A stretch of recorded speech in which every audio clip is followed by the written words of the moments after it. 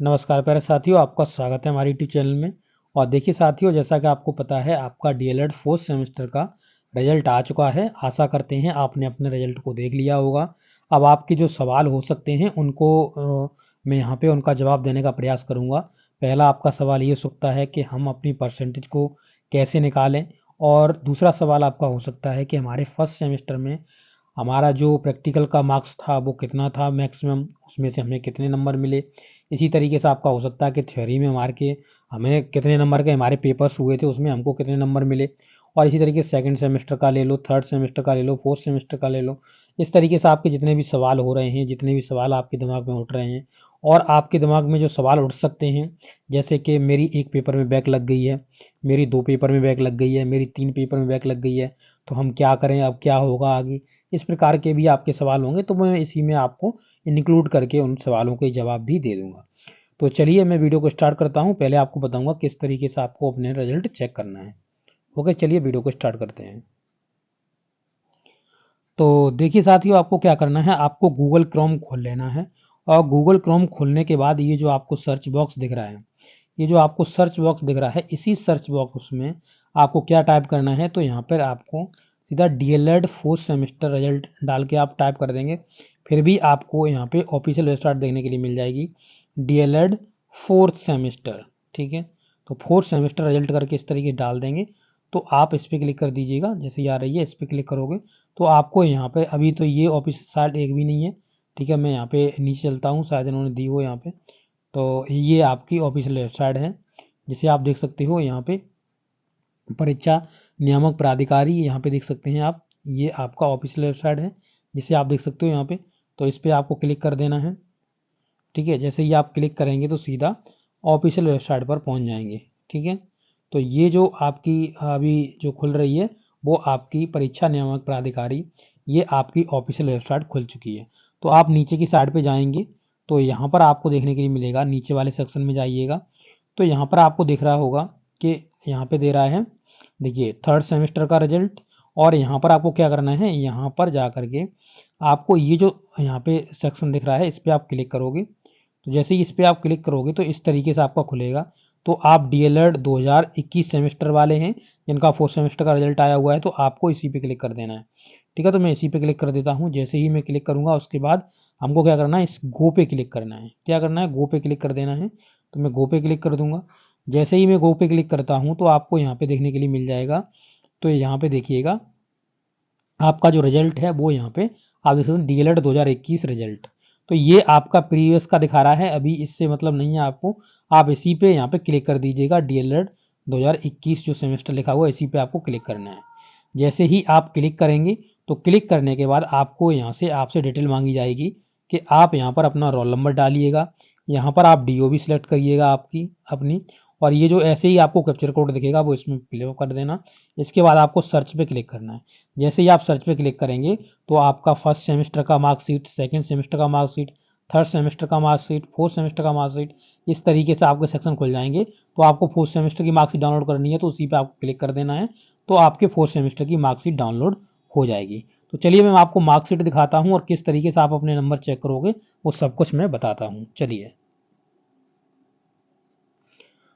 तो देखिए साथियों, इस तरीके से आपकी जो मार्कशीट होगी उसके मार्क्स आपको नीचे देखने के लिए मिलेंगे। ये सभी मार्क्स आपको देखने के लिए मिलेंगे।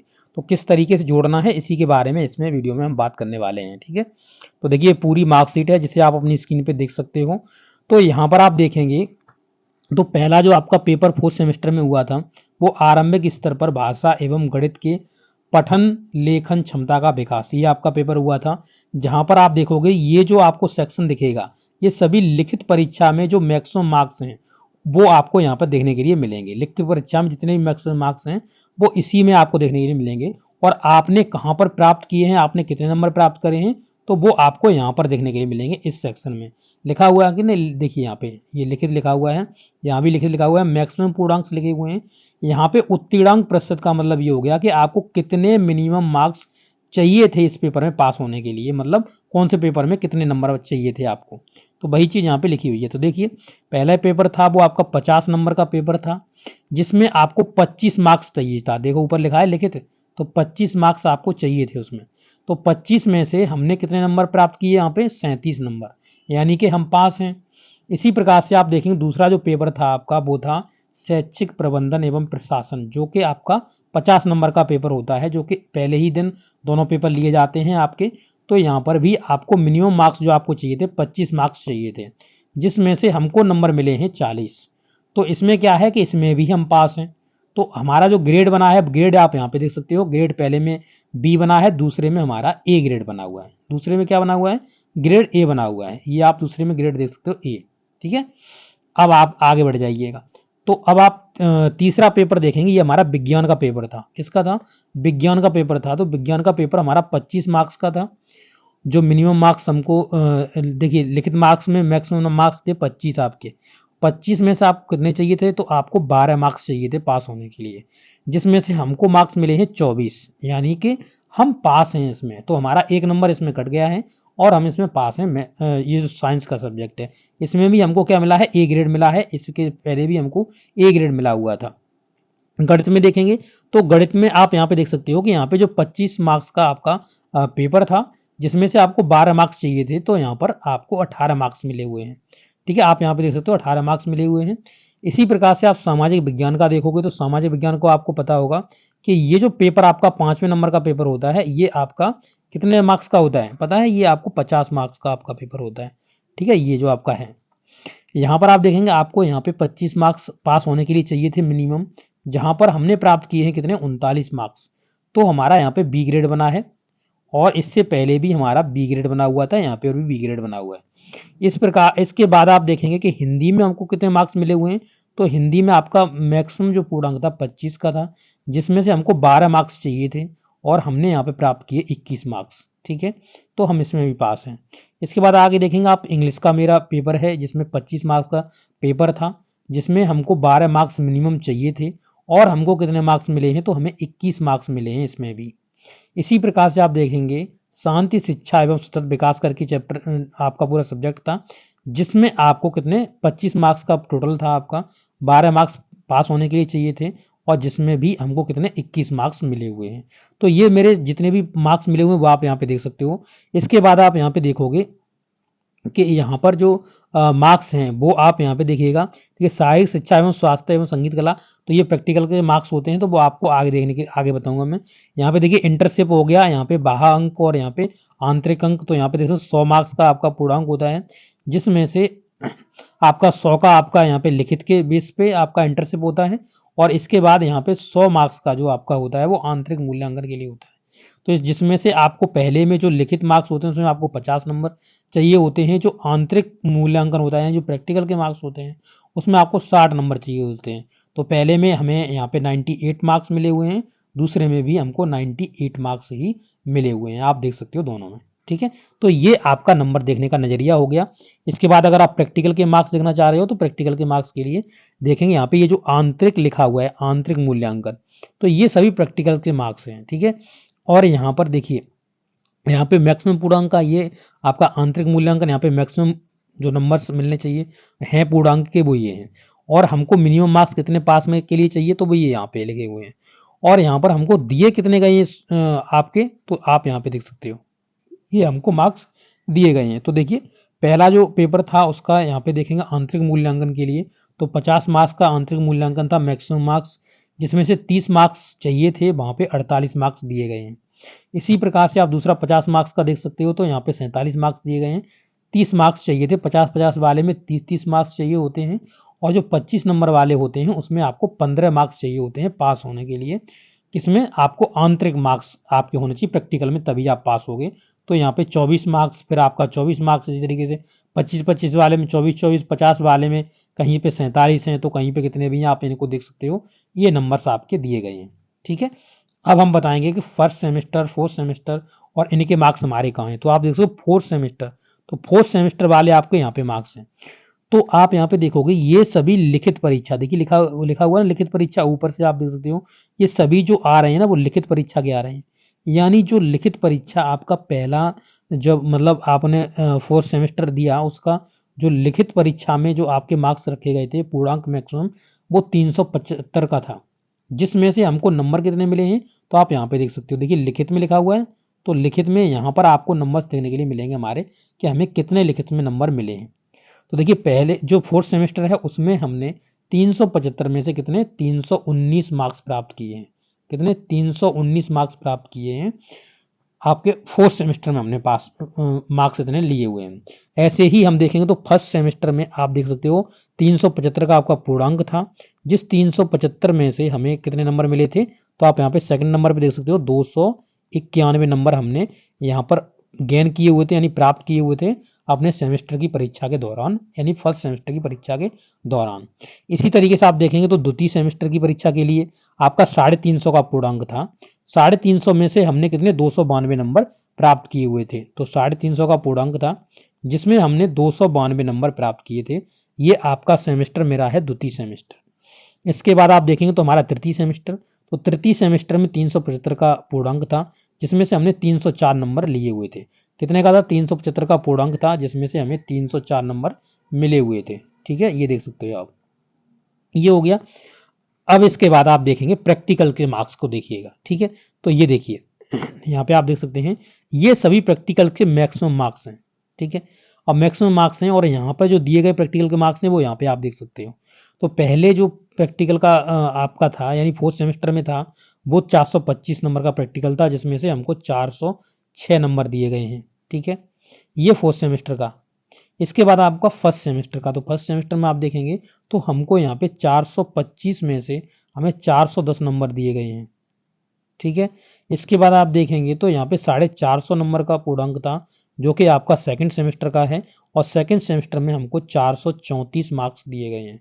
434 मार्क्स दिए गए हैं, ये देख सकते हो आप। ठीक है, ये आपका सेकंड का हो गया। अब यहाँ पे आप थर्ड का देख सकते हो 406 मार्क्स दिए गए हैं हमको थर्ड में भी, जो कि हमारे कितने में से 425 में से ही आपके मार्क्स दिए गए हैं। तो इस तरीके से आपको प्रैक्टिकल्स मार्क्स दिए गए हैं। अब आपको अपना परसेंटेज किस तरीके से निकालना है वो मैं बता रहा हूँ। तो आपको क्या करना है साथियों, इन मार्क्स को जो आपको लिखित परीक्षा में मिले और जो आपको प्रैक्टिकल में मिले इन दोनों को जोड़ना है। ठीक है, तो ये 12 और आपके 1206 मार्क्स आपके हमको लिखित परीक्षा में मिले हैं, और जबकि हमको प्रैक्टिकल में यहाँ पर आपको नंबर देख सकते हो 1656 मिले। इन दोनों को हम जोड़ देंगे। ठीक है, अब जोड़ देंगे 6 6 12 हो गया, और 5 और 1 6 हो जाएगा, ये 8 हो जाएंगे और ये 2 हो जाएंगे, यानी 2892 नंबर 62 नंबर हमने प्राप्त करे। प्रैक्टिकल में कितना है, अब प्रैक्टिकल का जो अब ये देखिए किस में से नंबर हमने प्राप्त करे हैं, दोनों का, प्रैक्टिकल और लिखित हमारा दोनों है ये। ठीक है, अब यहाँ पे जो आप टोटल पूर्णांक देखोगे तो इन दोनों को जोड़ना पड़ेगा, यानी कि 1475 को हमको जोड़ना पड़ेगा और हमको 1725 को जोड़ना पड़ेगा। तो हम टोटल पूर्णांक देख सकते हैं कितना होगा हमारा। तो देखिए 5 5 10 और ठीक है 7 और 2 9, 9 और 1 10 हो गया, 7 4 11, 11 और 1 10 12 हो गया, 11 और 1 12 हो गया, और 12 के बाद यहाँ पे 3 हो गया, यानी 3200। तो टोटल जो पूर्णांक था वो हमारा 3200 का था, जिसमें से हमने 2800 कितने 62 नंबर प्राप्त किए हैं। कितने 2862, यानी 3200 का पूर्णांक था हमारा और 2862 नंबर हमने प्राप्त किए। तो आप अगर इसमें 32 का भाग देंगे तो आपका परसेंटेज निकल जाएगा। ठीक है, या फिर आप इसमें 100 का गुणा कर दीजिएगा और फिर आप इसमें देख लीजिएगा। ठीक है, कितना आपका नंबर बनता है। तो ये जो मेरा मार्क्स है वो आपका लगभग मेरा 89.43 इस तरीके से कुछ बन रहा है। ठीक है, तो इस तरीके से मेरी यहाँ पे परसेंटेज निकल जाती है। ये परसेंटेज हमको डीएलएड के दौरान हमने ये परसेंटेज प्राप्त करी है। तो आप साथियों देख सकते हो, सभी मैंने आपको बता दिया किस तरीके से आपको मैच करना है, किस तरीके से आपको अपनी परसेंटेज देखनी है, आपको फर्स्ट सेमेस्टर में कैसे परसेंटेज देखनी है, ये भी आपसे कोई जैसे आप देख सकते हो फर्स्ट सेमेस्टर में आपको चेक करनी हो तो आपका ये टोटल का, जैसे मान लीजिए ये आप सेकंड नंबर पे फर्स्ट सेमेस्टर का देख रहे हो। ठीक है, तो फर्स्ट सेमेस्टर में क्या करना है हमको, तो इन दोनों को जोड़ लेना, कितने का हमारा पूर्णांक हुआ 375 और 425, यानी 800 का पूर्णांक हो गया। 800 का पूर्णांक हो गया, 800 पूर्णांक में से हमने कितने नंबर प्राप्त करे थे, तो यहाँ पर आप देखेंगे तो 291 और 410 हमने नंबर यहाँ पे प्राप्त करे। तो अगर इधर हम 10 दे दें तो ये हो जाएगा 300 और ये कितना हो गया, तो 300 और ये आपका हो जाएगा 400, 300 400 700, 700 हो गया। 700 के बाद आपका यहाँ से एक बच रहा है तो 701 नंबर बन जाएगा, यानी 701 नंबर पे आपका परसेंटेज निकालना है तो आप 100 का मल्टीपल करके देख सकते हो, इन दोनों काट दोगे, 8 से भाग दोगे, आपका पहले सेमेस्टर का निकल जाएगा। इसी तरीके से दूसरे सेमेस्टर का, तृतीय सेमेस्टर का, फोर्थ सेमेस्टर का, इंडिविजुअल टाइप से आप इनके परसेंटेज भी देख सकते हो। तो ये मैंने पूरा एक्सप्लेन करा है दोस्तों। तो आप ज़रूर बताइएगा कि आपको ये समझ में आया कि नहीं आया, किस तरीके से है। और देखिए मैं आपको बैक के बारे में बता दूं कि अगर आपका फर्स्ट एक पेपर में बैक लगा हुआ है तो आपको कोई भी दिक्कत लेने की ज़रूरत नहीं है, 2 में लगा हुआ है तो कोई भी दिक्कत लेने की ज़रूरत नहीं है। आप नेक्स्ट जो आपका सेमेस्टर होगा उसमें आप प्रमोट हो जाओगे। हालांकि आप जब फोर्थ सेमेस्टर में आ गए हो तो यहाँ पर तो आपको दिक्कत ही नहीं है, आपका कंप्लीट हो चुका है डीएलएड। अगर आप किसी जैसे मान लो अलग सेमेस्टर में हो, आप वहाँ पे अगर फेल हुए हो तो आपको, अगर एक में फेल हो कोई टेंशन नहीं, 2 में फेल हो कोई टेंशन नहीं है, परंतु 3 में फेल होने पर ये सेमेस्टर पूरा बैक हो जाता है।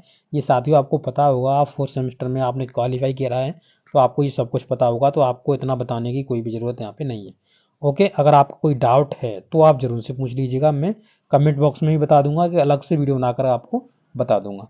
ओके, तो आपको ये वीडियो कैसा लगा ज़रूर बताइएगा, और अच्छा लगा तो अपने दोस्तों के साथ शेयर करिएगा। और देखिए साथियों, हमारे चैनल से जुड़ जाइएगा। अब आपको TET, C TET, super TET के रिगार्डिंग जितनी भी इंफॉर्मेशन चाहिए होगी वो आपको मिलेगी। स्टडी के रिगार्डिंग भी यहाँ पे आपको बहुत सारा मटेरियल देखने के लिए मिलेगा। तो आप ज़रूर से हमारे चैनल से जुड़ जाइएगा, और फ्यूचर में आपको बहुत सारी अपडेट्स यहाँ पे पल पल की अपडेट्स मिलती रहती हैं, तो आप ज़रूर से कनेक्ट होइएगा। Okay, thank you.